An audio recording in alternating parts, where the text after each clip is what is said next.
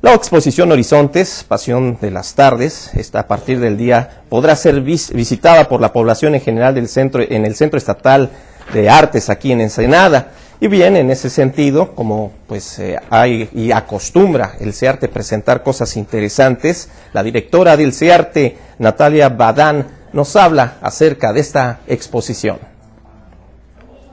La colección Horizontes, que es de paisaje mexicano, de cierta época, paisaje realista que nos va a permitir viajar por México, estar en el altiplano. ING, desde el inicio de CEARTE, que está por cumplir 2 años, por cierto, se mostró solidario, estuvo con nosotros, siempre así con la mejor disposición de legarnos, de prestarnos sus valiosísimas colecciones de pinturas.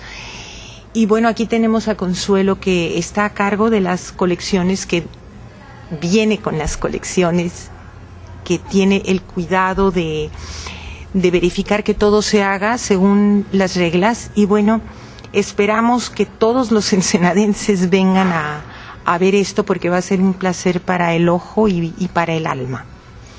Va a estar la colección del 17 de julio al 28 de septiembre, así que esperamos que todos los visitantes de CEARTE y todos los visitantes de Ensenada tengan la oportunidad de ver esta excelsa colección.